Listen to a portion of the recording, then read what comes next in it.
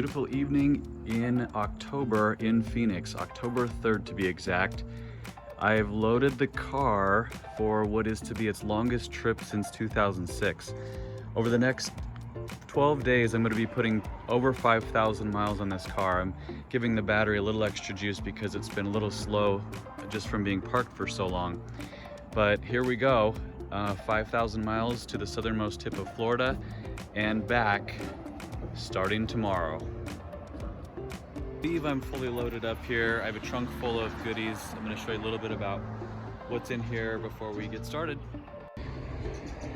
Car wash supplies, extra slave cylinder, jumper cables, garbage bag, extra clutch, power steering fluid, coolant over here, cones, 2 camp chairs, extra floor mats that are in nice condition. Of course, my bag packed with 13 days worth of gear, a subwoofer that I've had in there since I was 21 years old and just haven't had the time to remove.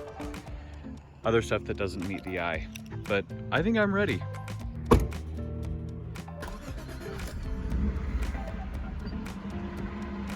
Gonna get on Interstate 10, which I take pretty much the entire way to Florida.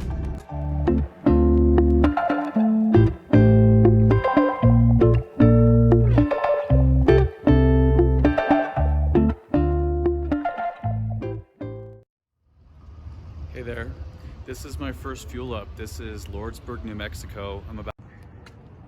Got my road snacks. This is some local beef jerky and salted peanuts, but I asked them why this says, "Can you roll your tongue?" And it's because that's a one-way mirror and the office is occupied by someone's boss in there. So she gets to watch people all day long pulling faces at her. I guess you got to keep yourself entertained when you live in Lordsburg, New Mexico. Let's get back on the road. Extremely full tank. It still flickers like it's low on gas.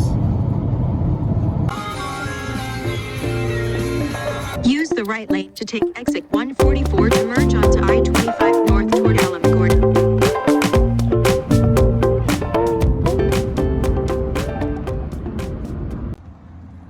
There is the man of the hour. Hey, is this Pawella's garage? It is. Come on in. All right, I have a reservation. All right.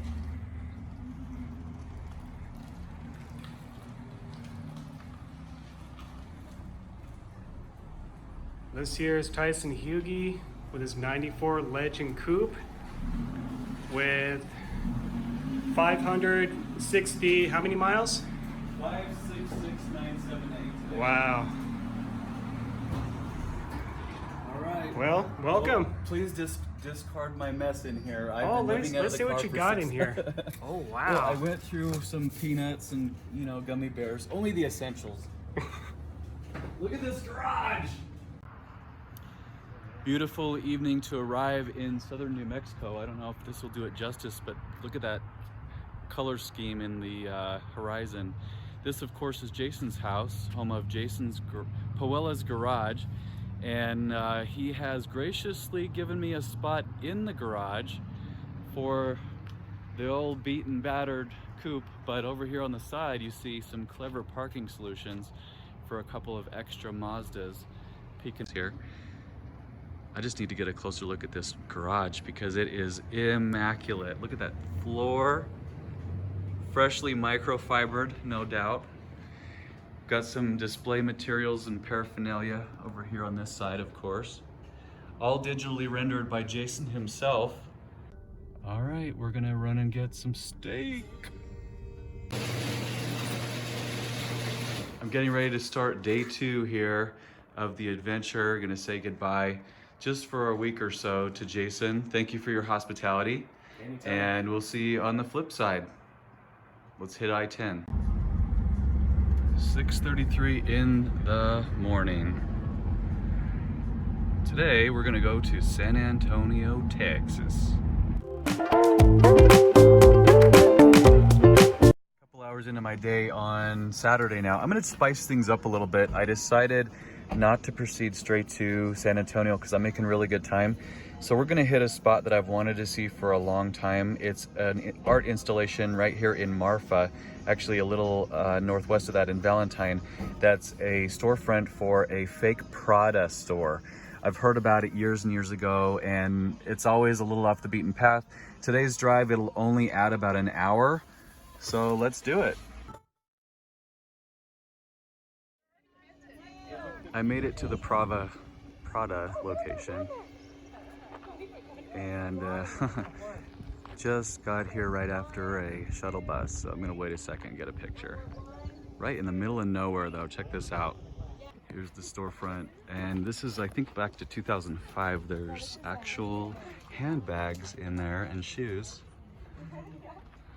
I read online that there's only one of each shoe because someone broke in and tried to steal a few pairs that were complete. So just like that, we will head out from Marfa, Texas. Again, this is really about as remote as you can get in West Texas. There's not much going on here.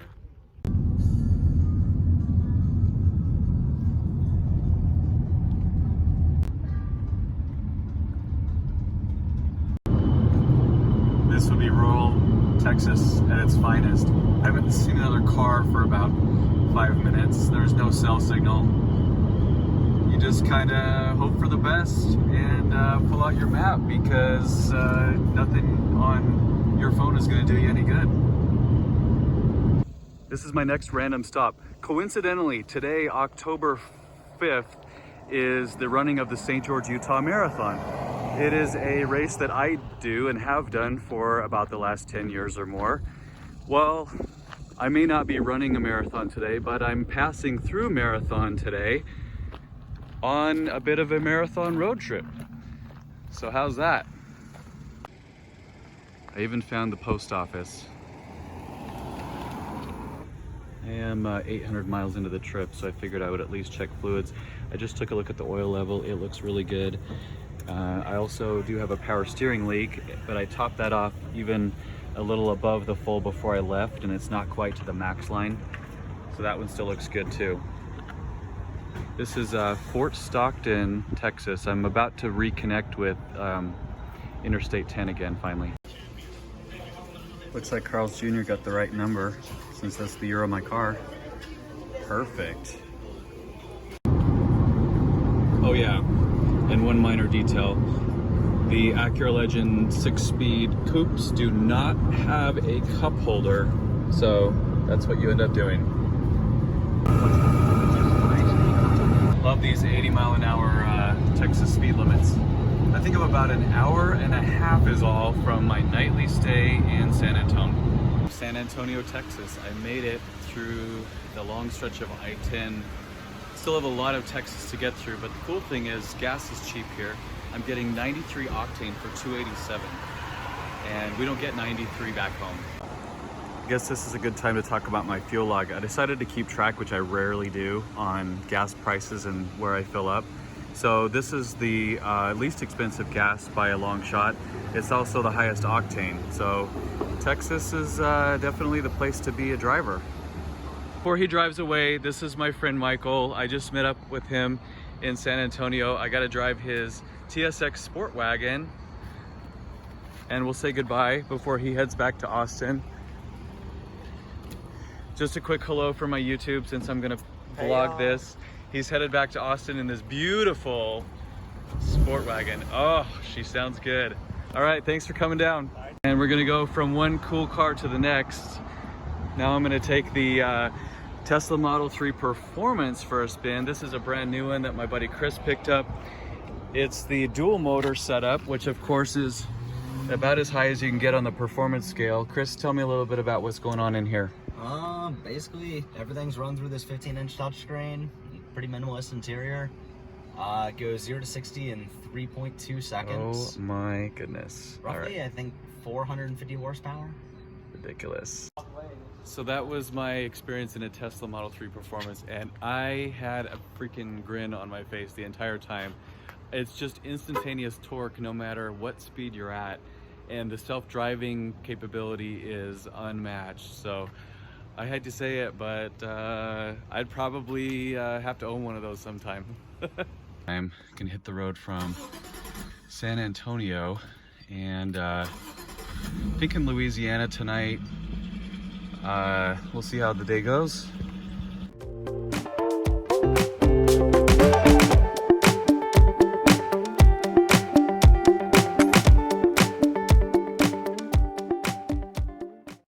In Katy, Texas, just on the western outskirts of Houston.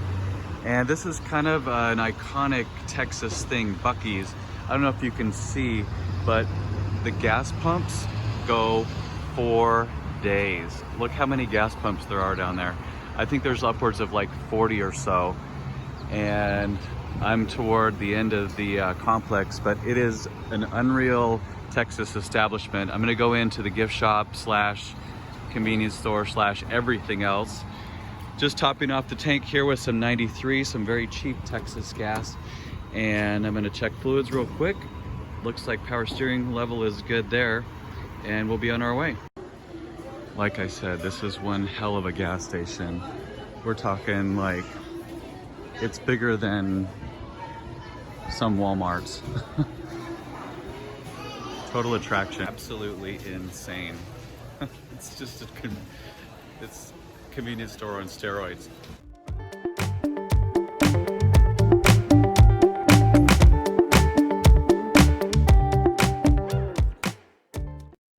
I just did it.